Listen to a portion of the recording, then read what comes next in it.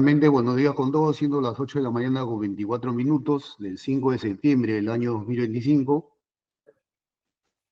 Vamos a tener la vista de la causa en el expediente 16-2014.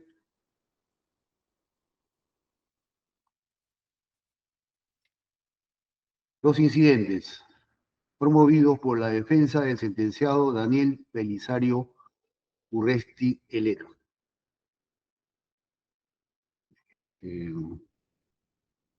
La sala, la tercera sala penal liquidadora, transitoria liquidadora, está integrada por los jueces superiores Irena Lezama, Cayata Vega y Maguiña Castro, quien preside, mi persona. Señor abogado, esta vista de la causa, como usted tiene conocimiento, estaba programado para las 8 de la mañana y debido a que se ha programado toda vista de la causa de 8 a 8 y media y de 8 y media a 9, hemos estado, y además, de acuerdo al informe realizado por la señorita relatora, usted ha solicitado el uso de la palabra, por lo que usted ya ha señalado de que ha tenido algunos percances para ingresar. No obstante, le vamos a agradecer que para la próxima adopte las medidas correspondientes. Sí, señor presidente. Reitero mis disculpas a la sala y en una próxima oportunidad tomaré las medidas para evitar este tipo de retrasos. Gracias a la sala por su comprensión. Gracias. Antes de dar inicio o dar pase a la señorita relatora, pedimos la acreditación correspondiente a las partes o sujetos procesales. Señor fiscal. Sí, buenos días, señores magistrados, presentes todos. Pedro Orihuela Santana, en representación de la Fiscalía Superior Penal especializada en delitos de terrorismo, con correo electrónico peorihuela@mp.gov.p. Gracias. Sí, señor abogado. Señor presidente, señores magistrados, buenos días. Comparece ante la sala Miguel Ángel Soria Fuerte, abogado del señor Daniel Belisario Urresti Helera, con registro en el Colegio de Abogados de Lima 49590, con casilla electrónica 84302 y los demás datos procesales ya señalados en los respectivos escritos. Gracias. Doctor Vizurraga, usted ha sido convocado para participar en caso de la inconcurrencia del señor abogado del acusado, ¿correcto? Sí, señor. Defensa pública a requerimiento de la judicatura. Entonces, doctor Vizurraga, le agradecemos por su presencia. Si usted desea, se puede retirar o también continuar porque es una vista a la causa pública. Correcto, señor. Bien, solicitamos el informe correspondiente a la señorita relatora referido a la vista de la causa. Buenos días, señores magistrados de la Tercera Sala Penal Superior Nacional Liquidadora Transitoria y demás partes procesales conectadas. Expediente número 16-2001-3-5001-SP-PE-01. Vista de la causa respecto del dictamen número 109-2025-FSPNet TIDC-MP-FN, de fecha 29 de agosto del 2025, que obra de folios 442 a 447, mediante el cual el representante de la Fiscalía Superior Penal Nacional especializada en delitos de terrorismo y delitos conexos, opina, se declare nula la resolución sin número de fecha 31 de julio del 2025, que concedió el recurso de apelación interpuesto por el sentenciado Daniel Belisario Urresti Helera contra la resolución sin número de fecha 18 de julio del 2025, que dispuso formar el cuaderno de sustitución de pena y elevar a la instancia superior. Además, debo indicar que los sujetos procesales han sido notificados debidamente por la Secretaría de esta Sala Penal y hay pedido formal para hacer uso de la palabra en la presente audiencia. Es así que a través de la resolución número 3 de fecha 4 de septiembre del 2025, esta superior sala concedió el uso de la palabra a la defensa técnica del mencionado sentenciado. Es todo cuanto informa usted, señor magistrado. Bien. Doctor Soria, tiene 5 minutos para exponer los fundamentos de su recurso de apelación, por favor.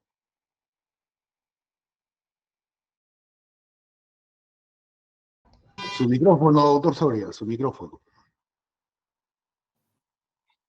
Muchas gracias, señor presidente. Por su intermedio, saludo también a los vocales que integran esta digna sala. Concretamente, señores magistrados, lo que solicita la defensa del general Urresti es la aplicación de la ley 32.107, ley que concretamente sanciona con nulidad aquellas condenas que se hayan amparado en la aplicación, entre otros tratados, del Estatuto de Roma de la Corte Penal Internacional.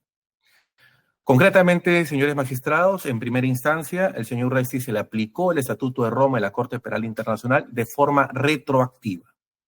Los hechos del caso Bustillos ocurrieron en el año 88 y el Estatuto de Roma de la Corte Penal Internacional entró en vigor recién, señores jueces, en el año 2002, 14 años después.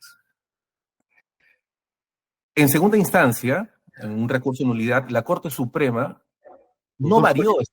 Doctor Soria, como usted tiene conocimiento, estamos viendo la vista de la causa en 2 incidentes.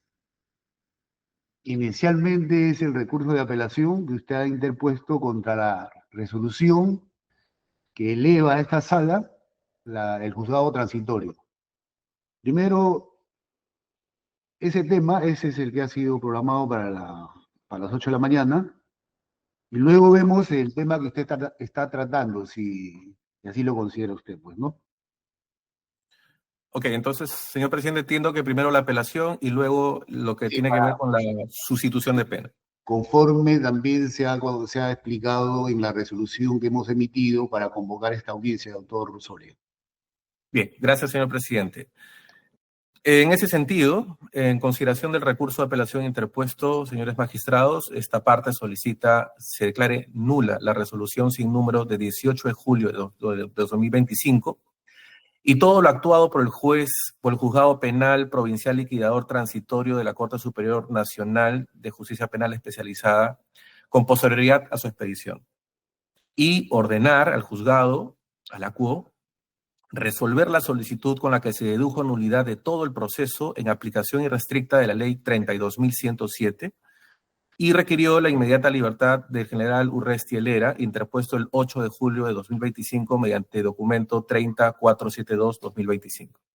Concretamente, señores jueces, lo que se cuestiona en la apelación, motivo por el cual requerimos que sea el ACUO el que se pronuncie en este caso concreto, es porque el juez penal, en este caso, que es conocido como el juez de ejecución, es quien tiene que resolver sobre toda situación jurídica que se presente respecto a una persona que hoy cumple pena. Además, señores jueces, la solicitud originaria no se refiere a una sustitución de pena. La solicitud originaria, por la cual estamos en esta vista de la causa, textualmente dice: deduce nulidad de todo el proceso penal en aplicación irrestricta de la ley 32.107. En ningún extremo de esa solicitud hacemos referencia a una sustitución de pena porque claramente no es el fundamento jurídico legal que aplica al presente caso. No ha habido una modificación en la ley penal que beneficie con una reducción de pena al general Urresti. Lo que existe, señores magistrados, es que con posterioridad se ha dictado una ley que precisa los alcances de la aplicación de 2 tratados que, de alguna forma, se han aplicado en diversos procesos penales que tienen que ver con judicialización de violaciones de derechos humanos. Entonces, en este caso, la resolución de la CUO es nula por 2 razones.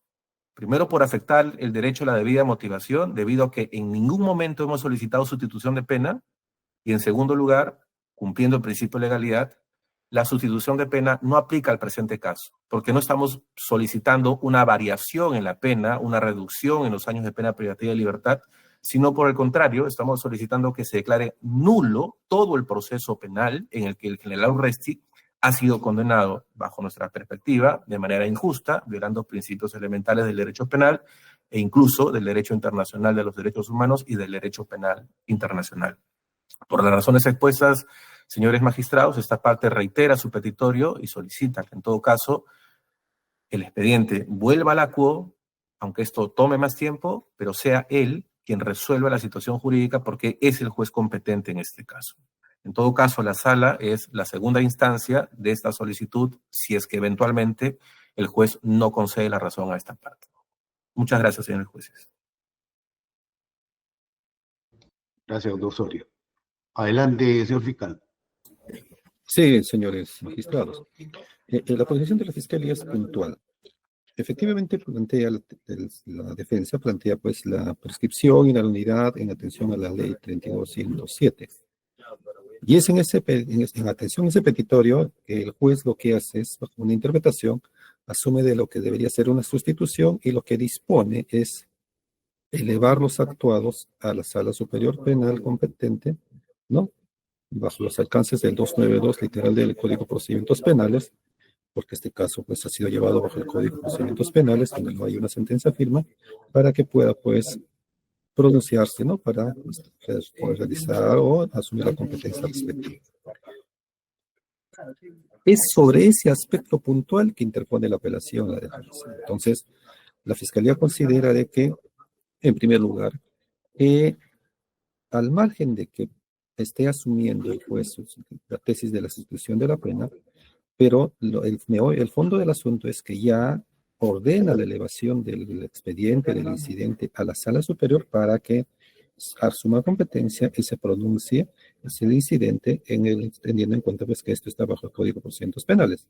Por lo tanto, si bien el juez está asumiendo una tesis de sustitución de pena, pero ya será el ente superior, ¿no? El ente superior, bajo el análisis y el debate, sí asume pues la tesis sea de la sustitución o de la prescripción de la acción penal por imprescriptibilidad, pero no se puede cuestionar, o sea, no es materia de apelación para criterio de la Fiscalía, contra la resolución, que es básicamente pues un decreto de elevar los actuados a la Sala Penal Superior para que asuma competencia.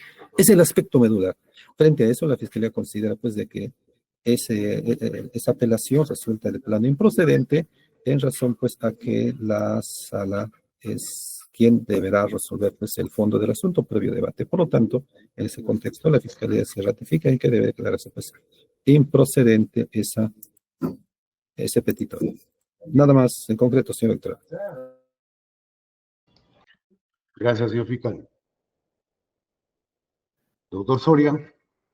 Señor presidente, señores magistrados, esta defensa reitera sus fundamentos, no está de acuerdo con la posición de la Fiscalía porque consideramos que el juez competente para resolver esta situación, no de una sustitución de pena, que es lo que no se ha solicitado, sino de la nulidad de todo el proceso bajo un fundamento jurídico distinto a lo que establece el Código Penal. Aquí estamos invocando la Ley 32.107 y corresponde, bajo criterios de competencia material, de grado, al juez que tiene la competencia de ejecutar la pena y no a la segunda instancia que sería esta honorable sala, señor magistrado. Por eso reiteramos nuestros fundamentos y nuestro petitorio. Gracias, doctor Soria. Señor fiscal.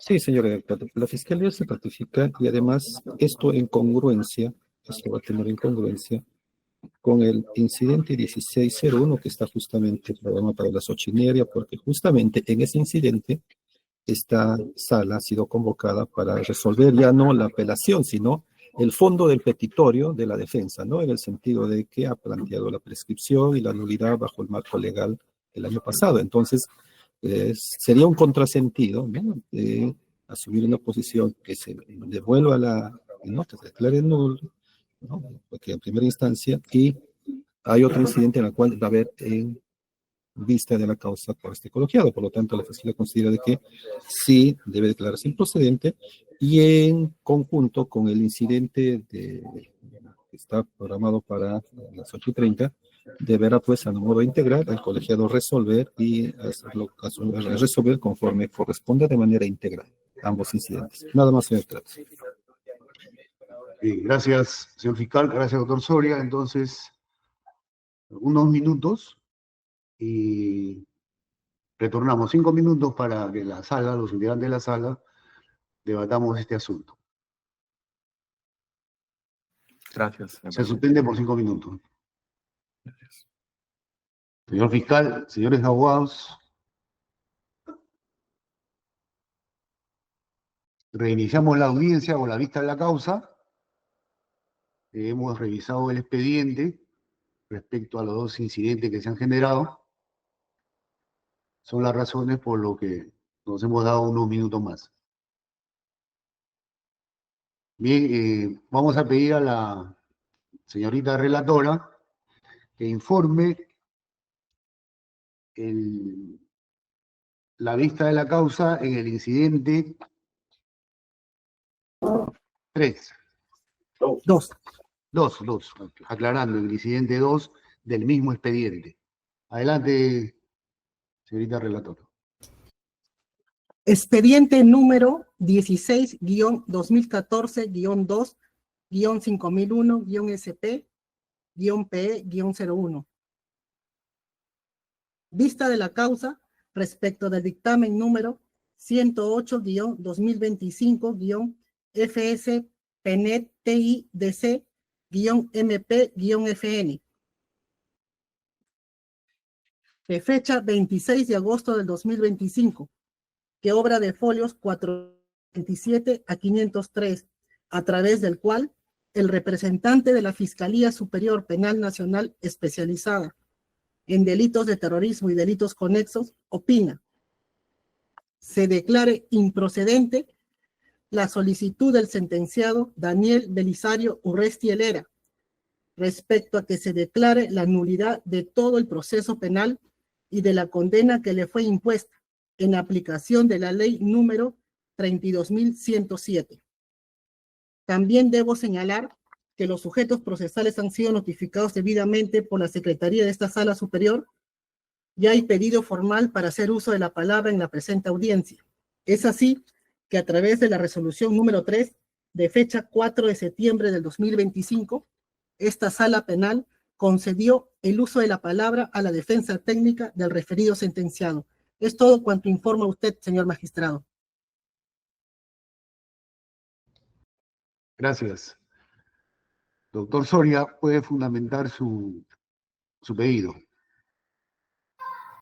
Gracias, señor presidente. Reitero mis saludos por su intermedio a los integrantes de esta digna sala. Señor presidente, señores magistrados, se solicita a su sala aplicar la ley 32.107 y declarar nulo todo el proceso penal que derivó en la condena contra el general Urresti Helera en primera y en segunda instancia. La razón para que el caso contra el general Urresti siga vigente en su momento fue que se le aplicó de manera retroactiva el Estatuto de Roma de la Corte Penal Internacional. Señores magistrados, los hechos del caso Bustíos ocurrieron en el año 1988. El Estatuto de Roma de la Corte Penal Internacional se aprobó por Naciones Unidas en el año 1988, 10 años después, y entró en vigor recién en el año 2002, 14 años después de los hechos del caso Bustíos. En primera instancia, señores magistrados, se declaró que no había prescrito el delito porque, bajo el Estatuto de Roma de la Corte Penal Internacional, era un crimen de lesa humanidad y, por tanto, imprescriptible. En segunda instancia, señores magistrados, bajo el recurso de nulidad 797-2023 nacional del presente caso, la Corte Suprema en ningún momento dejó sin efecto esa ratio decidente. Lo que hizo simplemente fue hacer una obiter dictum respecto de que los casos atribuidos a general Urresti no eran eran imprescriptibles porque constituían también una violación grave de derechos humanos. Y esto es finalmente el argumento de la Fiscalía para opinar de que esta solicitud debe ser declarada improcedente. Porque para la Fiscalía, la razón de la decisión de la Corte Suprema en segunda instancia fue que ya no se habría aplicado el Estatuto de Roma en la Corte Penal Internacional. No obstante, señores jueces, en ese recurso de nulidad, en ningún extremo la Corte Suprema deja sin efecto la decisión del ACUO, manteniendo vigente la aplicación del Estatuto de Roma y la Corte Penal Internacional y, por tanto, una violación evidente, flagrante del principio de legalidad penal que proscribe en términos absolutos la aplicación retroactiva de la ley penal. Dos últimas consideraciones, señores magistrados. Habría que preguntarse también si es que es posible de que en un proceso penal y bajo la ley penal nacional, los tratados y la costumbre internacional constituyen fuente del derecho penal. No lo son. Ni en el Código Penal de 1924, ni en el Código Penal de 1991. Y por último, señores jueces, cuando la judicatura o cualquier órgano de justicia pretenda aplicar costumbre internacional, habría que preguntarse nuevamente si es que lo puede hacer un juez penal. Y en segundo lugar, no basta que un juez o un tribunal indique que determinada norma constituye una fuente del derecho internacional bajo la costumbre internacional. Señores jueces, la costumbre internacional no puede ser meramente invocada para aplicarse. La costumbre internacional tiene que demostrarse, tiene que probarse. En el derecho internacional, la demostración de la costumbre internacional es probablemente, señores jueces, uno de los actos jurisdiccionales más complejos que existe. Solo para citar un ejemplo, señores jueces, el Perú finalmente determinó sus límites marítimos con la República de Chile bajo la costumbre internacional. Y ese es uno de los procesos más complejos que ha tenido la Corte Penal Internacional. La Corte Internacional de Justicia, señores jueces, en ese caso concreto, no fijó bajo un criterio libre de cuál era el límite marítimo.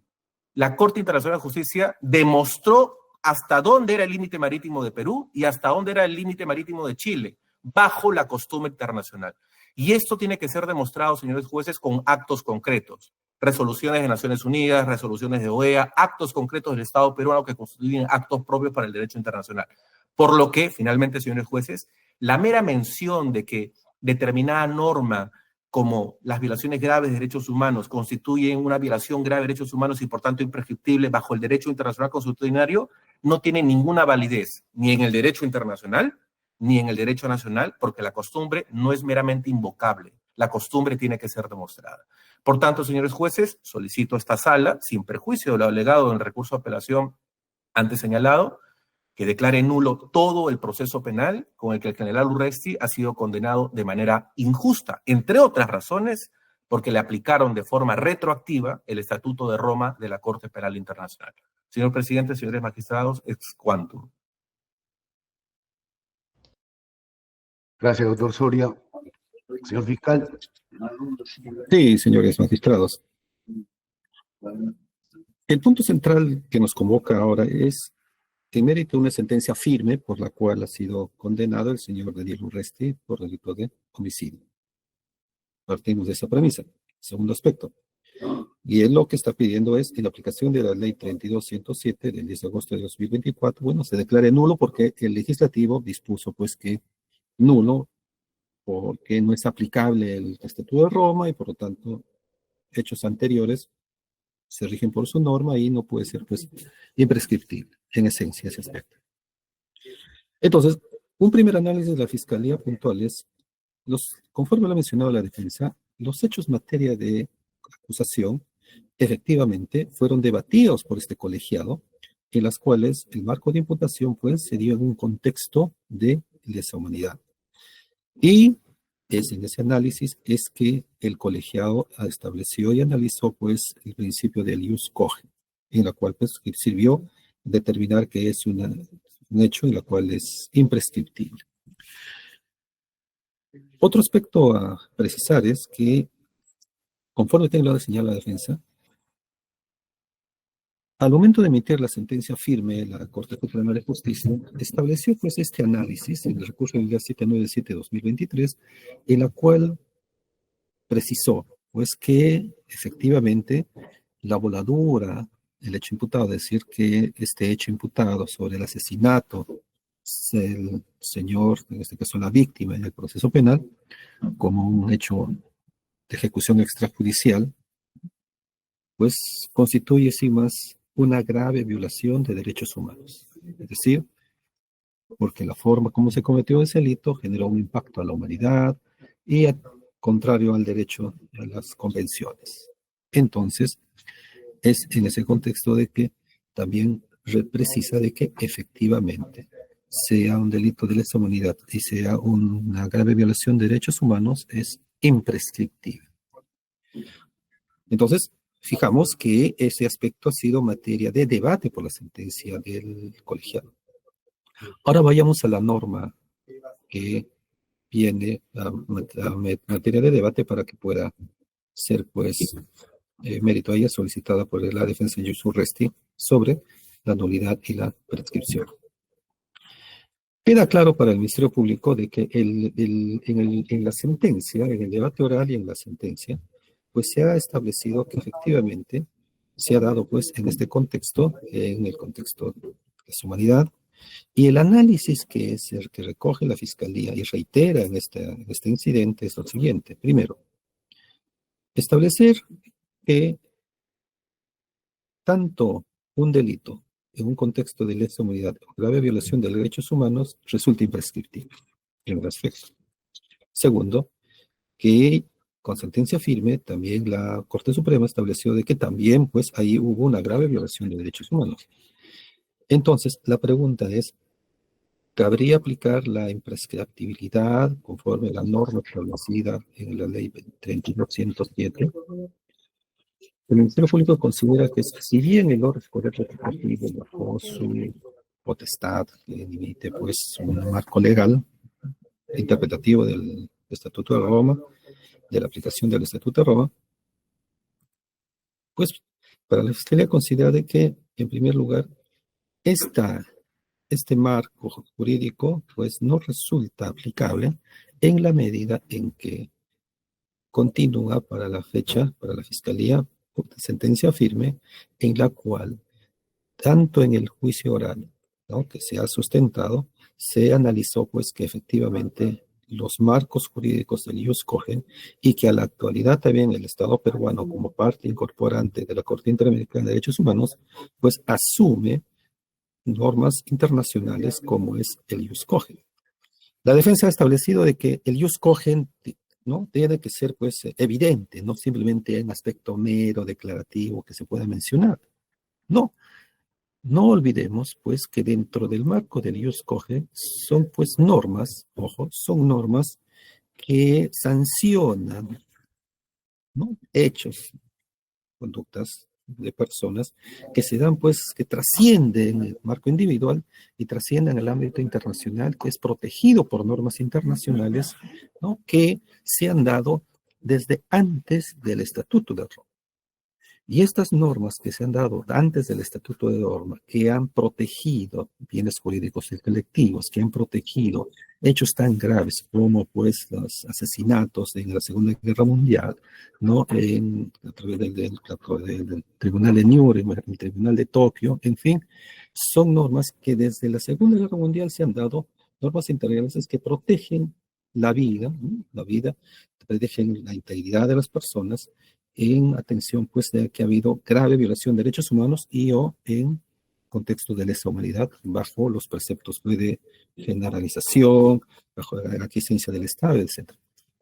Es así que debemos recordar que el ius cogen tiene marcos normativos, tal es así que la Convención de Viena, ya en su artículo 53 de 1969, establece pues, ya recoge el ius cogen, ¿no?, es parte, reconocido como ius cogen porque son normas internacionales pues que protegen, ¿no?, en este caso a bienes como es la vida, respecto de lo que entendemos de esa humanidad.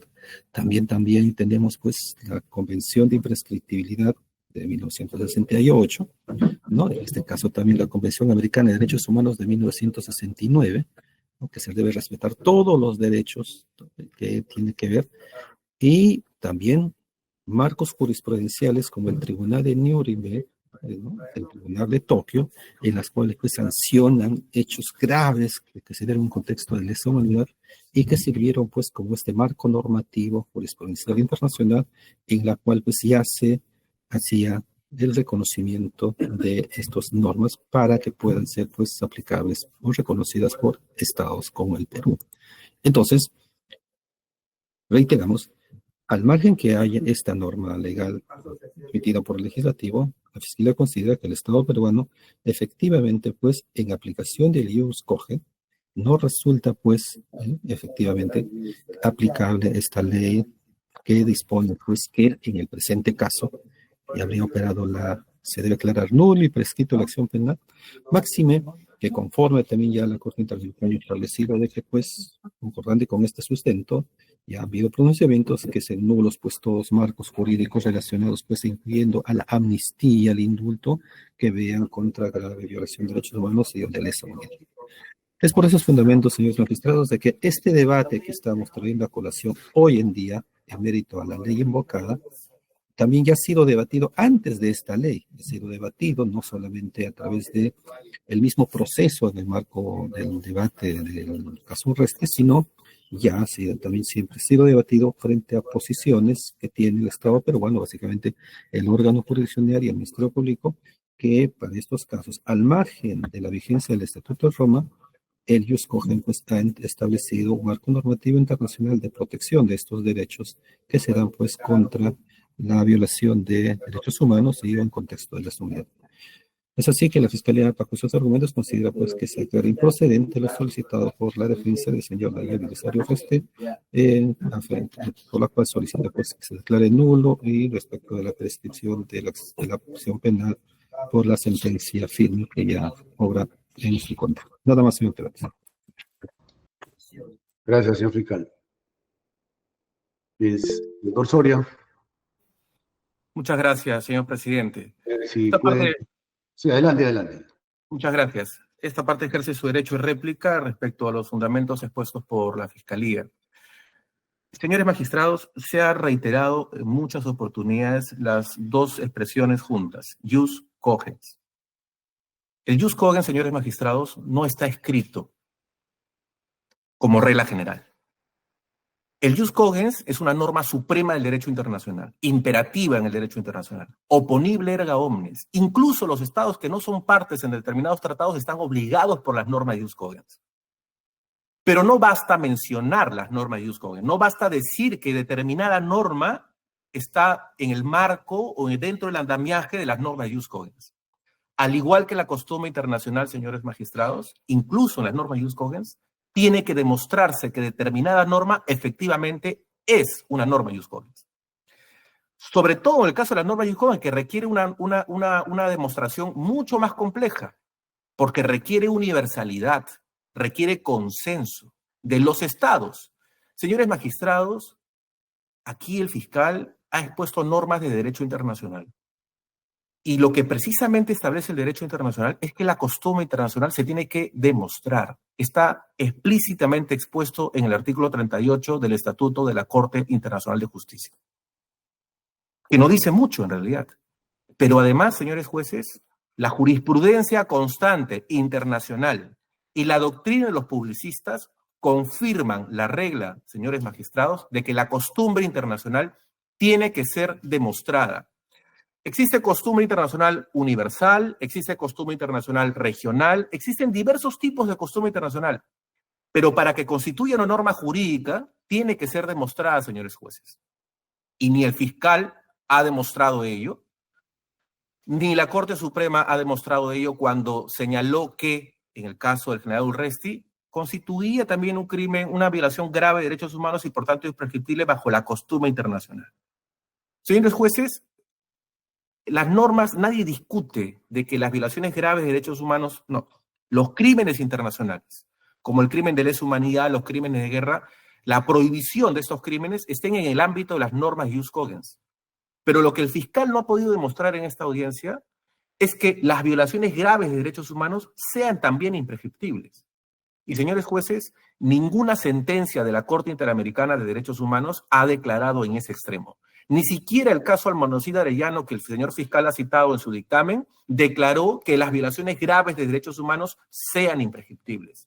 Es más, señores jueces, se confirma la regla contraria, de que las violaciones graves de derechos humanos sí pueden prescribir.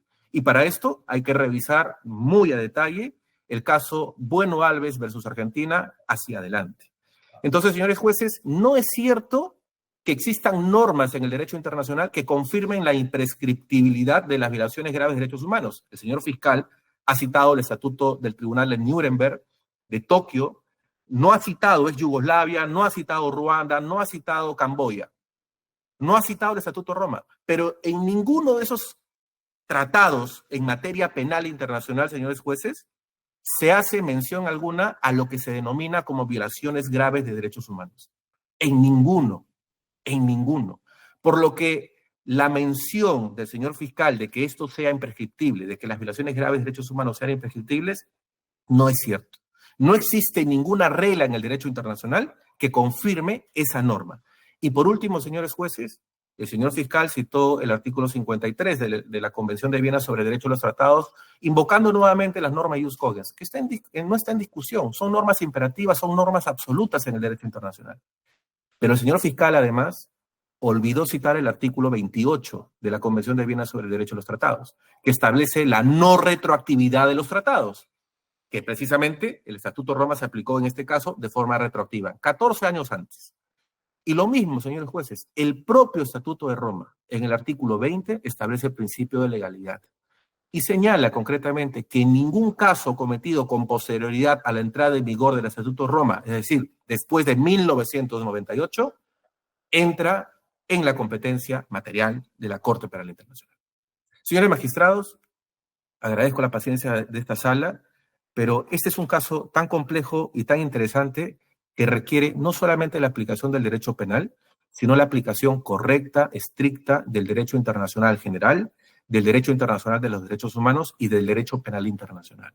Y por último, señalar, señores jueces, que los tratados en materia penal no tienen la posibilidad de aplicarse directamente en un caso concreto. No tienen el carácter autoaplicativo y esto lo confirma toda la doctrina del derecho internacional y del derecho penal internacional, incluyendo la propia jurisprudencia.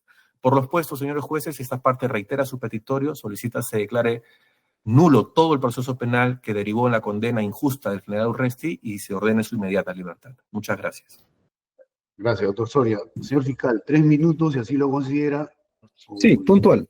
Sí, señor doctor, gracias. Ese tiempo utilizado el señor abogado. Adelante. Sí. El Estatuto de Roma, efectivamente, establece un marco de lesa humanidad, crímenes de guerra. Establece que son competentes a partir de la fecha principio de legalidad. Pero aquí hay un aspecto que hay que diferenciar, que el Estatuto de Roma lo que establece a través de su estatuto, valga la redundancia, es que ellos son competentes para conocer, sancionar, procesar e investigar hechos que se hayan cometido en su competencia, o sea, ellos van a procesar e investigar, que se cometido a partir de la vigencia de su norma. Eso quiere decir que cualquier hecho que se cometa después del Estatuto de Roma, si en los fueros internos no se sanciona, no se procesa, acudiremos al Estatuto de Roma porque está un hecho cometido después de su marco jurídico. Y la pregunta es, ¿y hechos cometidos antes del Estatuto de Roma, cuál es el marco jurídico para que se pueda procesar si es que sería en un contexto de violación de derechos y lesa humanidad? Entonces, ahí es donde entra el denominado ius cogens, porque el ius cogens, que ha sido reconocido en diversas sentencias en la misma Corte Suprema, en el caso de Barrios Altos, justamente establece muy bien que determinadas conductas en las cuales establecen pues esta característica que bajo la doctrina se marca como lesa humanidad, violación de derechos humanos, son imprescriptibles bajo esos marcos normativos en los cuales han venido desde la Segunda Guerra Mundial y a nivel de jurisdicciones internacionales.